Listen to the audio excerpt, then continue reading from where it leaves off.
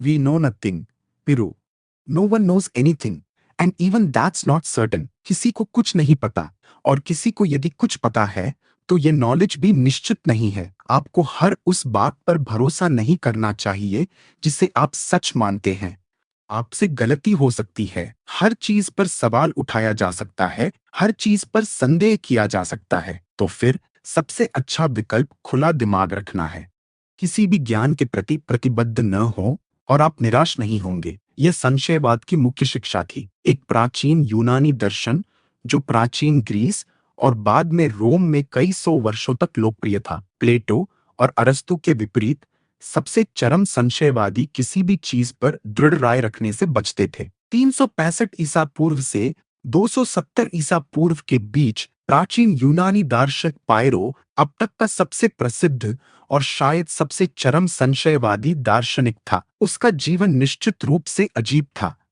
आपको विश्वास हो सकता है कि आप सभी प्रकार की चीजें जानते हैं। उदाहरण के लिए, आप जानते हैं कि आप इसे अभी पढ़ रहे हैं, लेकिन संशयवादी इसे चुनौती देंगे। इस बारे में सोचें कि आप क्यों मानते हैं कि आप वास्तव में इसे पढ़ रहे हैं, न कि केवल कल्पना कर रहे हैं कि आप पढ़ रहे हैं। क्या आप आश्वस्त हो सकते हैं कि आप सही हैं? ऐसा प्रतीत होता है कि आप पढ़ रहे हैं, ऐसा ही आपको प्रतीत होता है, लेकिन शायद आप मतिभ्रम का शिकार हो रहे हैं या सपना देख रहे हैं। यह एक विचार है कि रेने डेकार्टे लगभग 1800 साल बाद विकसित होगा। सुकरात का यह आग्रह कि वह जो कुछ भी जानता था वह कितना कम जानता था, एक संशयपूर्ण स्थिति भी थी, लेकिन पायरो इसे बहुत आगे तक ले गए। वह शायद इसे कुछ ज्यादा ही आगे ले गया।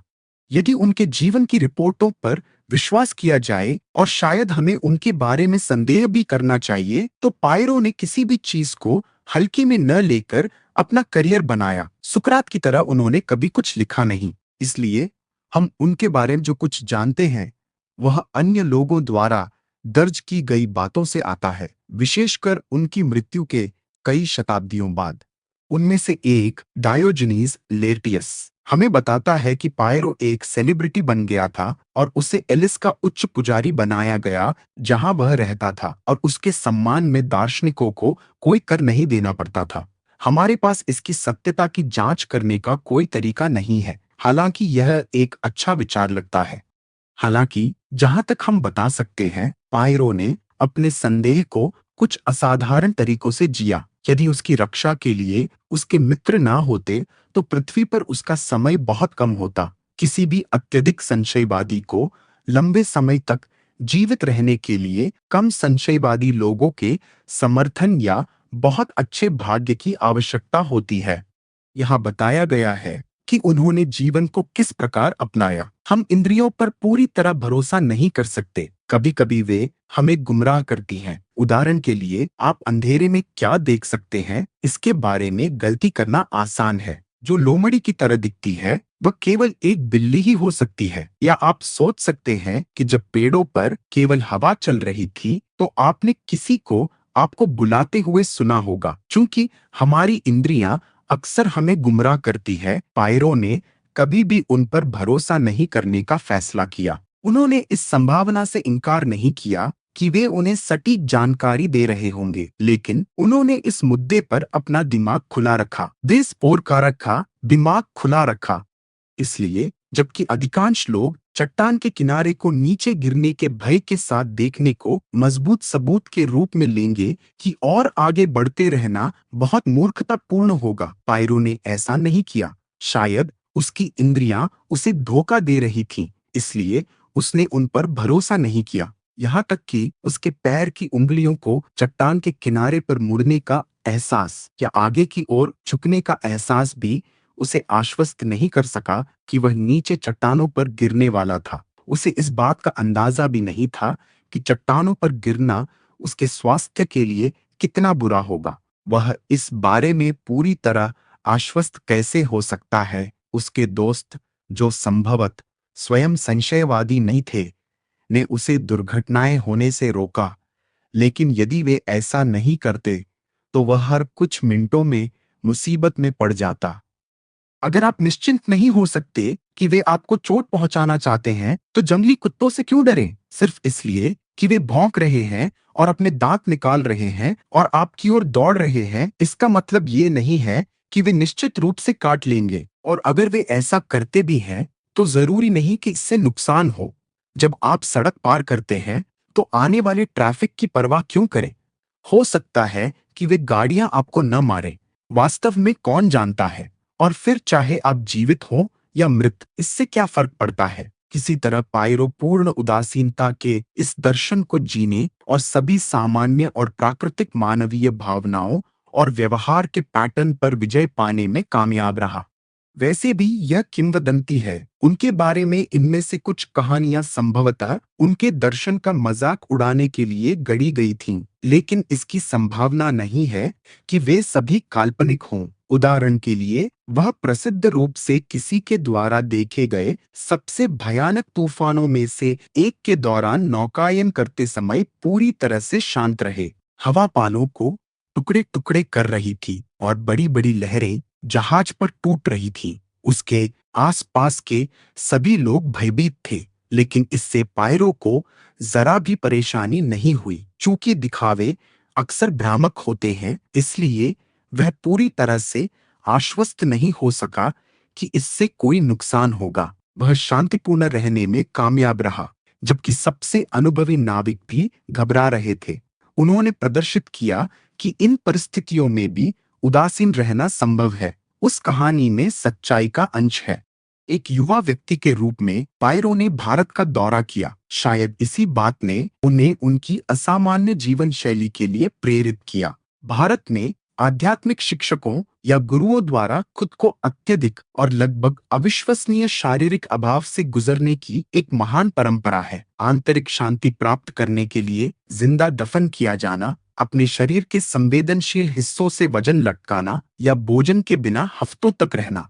दर्शन शास्त्र के प्रति पायरो का दृष्टिकोण निश्चित रूप से एक रहस्यवादी के करीब था। इसे हासिल करने के लिए उन्होंने जो भी तकनीकें इस्तेमाल की, उन्होंने जो उपदेश दिया, उसका निश्चित रूप से अभ्यास किया। उनकी शांत मनस्थिति ने उनके आसपास के लोगों पर गहरा प्रभाव डाला। किसी भी बात पर उनके उत्तेजित न होने का कारण यह था कि उनकी राय में हर चीज बस एक राय का मामला था। यदि सत्य की खोज का कोई मौका नहीं है, तो परेशान होने की कोई जरूरत नहीं है। तब हम स्वयं को सभी दृढ़ विश्वासों से दूर कर सकते हैं, क्योंकि दृढ़ विश्वासों में हमेशा भ्रम शामिल होता है। यदि आप पायरो से मिले होते, तो संभवतः आपने सोचते कि वह एक पागल व्यक्ति है, और शायद वह एक तरह से था, लेकिन उनके विचार और उनका व्यवहार एक जैसा था। वह सोचेगा कि आपकी विभिन्न निश्चितताएं बिल्कुल अनुचित थीं और आपके मन की शांति के रास्ते में खड़ी थीं।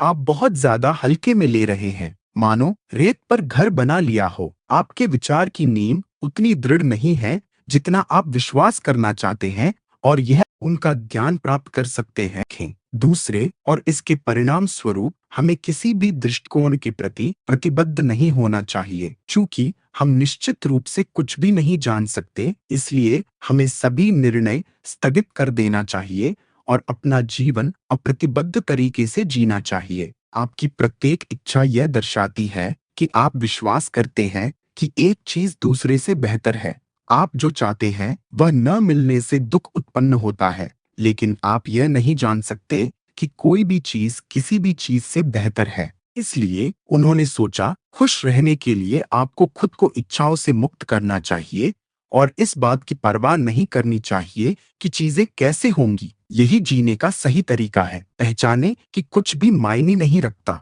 इस तरह कोई भी चीज आपकी मानसिक स्थिति को प्रभावित नहीं करेगी, जो आंतरिक शांति में से एक होगी। तीसरा, यदि आप इस शिक्षा का पालन करेंगे, तो आपके साथ यही होगा। आप निःशब्द होकर शुरुआत करेंगे, शायद इसलिए क्योंकि आपको पता नहीं होगा कि किसी भी चीज के बारे में क्या कहना है। अंततः आप सभी चिंताओं से मुक्त हो जाएंगे। यह वह सर्वोत्तम चीज है जिसकी आप या कोई भी व्यक्ति जीवन में आशा कर सकता है। यह लगभग एक धार्मिक अनुभव जैसा है। यही सिद्धांत है। ऐसा प्रतीत होता है कि यह पायरो के लिए काम कर रहा है, हालांकि यह देखना कठिन है कि यह अधिकांश मानवता के लिए समान परिणाम दे रहा है। हम में से कुछ ही लोग उस तरह की उदासीनता हासिल कर पाएंगे जिसकी उन्होंने सिफारिश की थी। और हर कोई इतना भाग्यशाली नहीं होगा कि उसे अपनी सबसे खराब गलतियों से बचाने के लिए दोस्तों की एक टीम मिल सके। वास्तव में यदि सभी ने उनकी सलाह का पालन किया तो पायरोनिक स्केप्टिक्स को खुद से बचाने के लिए कोई नहीं बचेगा और दर्शन शास्त्र का पूरा स्कूल बहुत जल्दी खत्म हो जाएगा, क्योंकि वे चट्टान के किनारों पर गिर जाएंगे, चलती गाड़ियों के सामने कुचल दिए जाएंगे या खूंखार कुत्तों के द्वारा नोच लिए जाएंगे। पायरो के दृष्टिकोण की मूल कमजोरी यह है कि वह आप कुछ भी नहीं जान सकते से निष्कर्ष तक चले गए। इसलिए आपको अपनी प्रवृत्ति और भावनाओं को नजरअंदाज करना चाहिए कि क्या खतरनाक है, लेकिन हमारी प्रवृत्ति हमें कई संभावित खतरों से बचाती है। वे पूरी तरह से विश्वसनीय नहीं हो सकते हैं, लेकिन इसका मतलब ये नहीं है कि हमें उन्हें अनदेखा कर देना चाहिए। ऐसा माना जाता है कि जब एक कुत्ते ने उस पर झपट्टा मारा तो पायरो भी दूर चला गया था। वह जितना चाहता था अपनी स्वचालित प्रतिक्रियाओं पर पूरी तरह से काबू नहीं पा सका। इसलिए पायरोनिक संशयवाद को जीने की कोशिश करना विकृत लगता है। नहीं, यह स्पष्ट है कि इस तरह जीने से मानसिक शांति मिलती है, जैसा कि पायरो ने सोचा था। पायरो के संशयवाद के बारे में संदेह करना संभव है।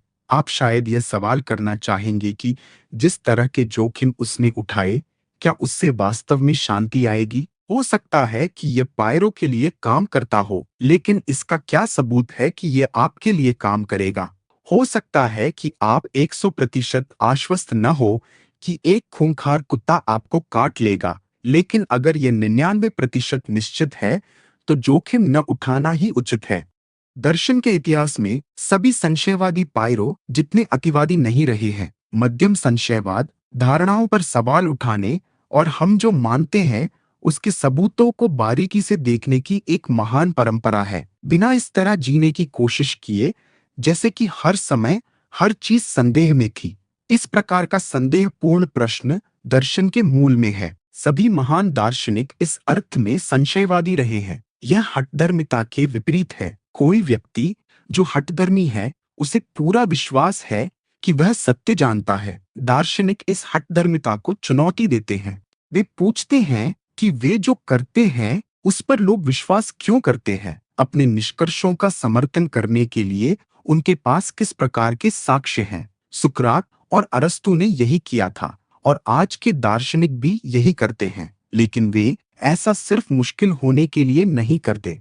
मध्यम दार्शनिक संशयवाद का उद्देश्य सत्य के करीब जाना है, या कम से कम यह प्रकट करना है कि हम कितना कम जानते हैं या जान सकते इस है प्रकार का संशयवादी होने के लिए आपको चट्टान के किनारे से गिरने का जोखिम उठाने की आवश्यकता नहीं है, लेकिन आपको अजीब सवाल पूछने और लोगों द्वारा आपको दिए जाने वाले उत्तरों के बारे में गंभीरता से सोचने के लिए तैयार रहना होगा।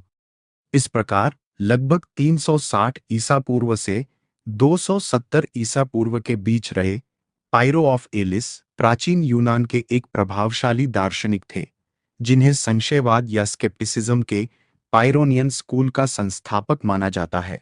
उनका मुख्य विचार था कि निश्चित ज्ञान असंभव है, इसलिए मानसिक शांति अतारक्सिया पाने के लिए निर्णयों को स्थगित इपोच कर देना चाहिए।